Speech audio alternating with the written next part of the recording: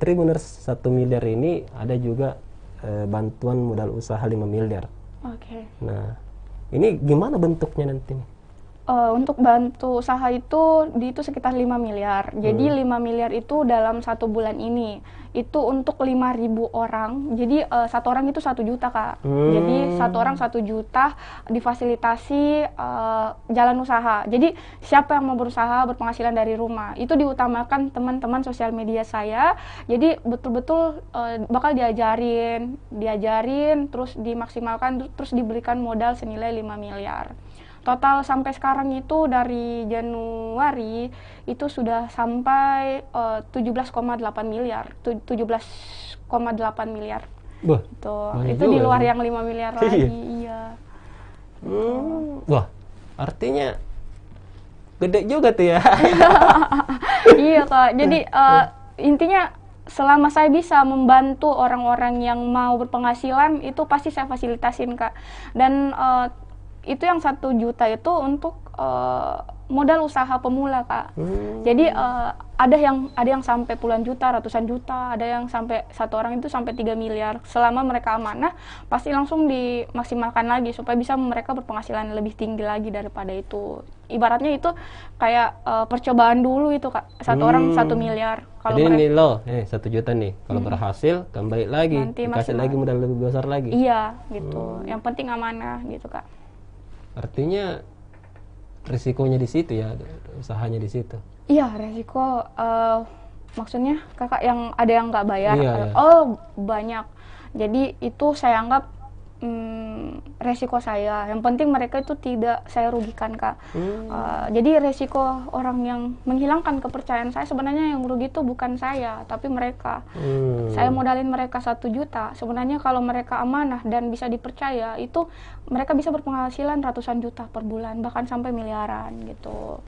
Tapi soal kerugian itu memang ada, dan saya anggap itu bukan kerugian. Setidaknya saya sudah berusaha untuk berbuat baik kepada mereka. Kalaupun mereka menyia-nyiakan itu, berarti mereka yang rugi gitu. Karena kembali lagi di kepala saya cuman modal awal saya cuma 500.000 rupiah sampai sekarang. Jadi kalaupun berapa miliar yang nggak kembali ya, anggaplah ya, Kak. Saya anggap itu adalah resiko dan bukan kerugian. Karena selebihnya kan masih ada. Anggaplah HP saya ini kan lebih dari 500.000, otomatis uang saya masih aman sih sebenarnya. Gitu. Jadi ekspansi usahanya sekarang ini bagaimana sekarang? Apakah sudah satu Indonesia atau di Sulsel aja? Jadi untuk kota-kota bisnis saya itu, Kak, udah tersebar di seluruh Indonesia. Wah. Sampai di pulau-pulau. Masa sih? Iya, sampai di Papua, sampai di Fakfak, pokoknya semua kota. Bahkan udah sampai ke luar negeri, Kak.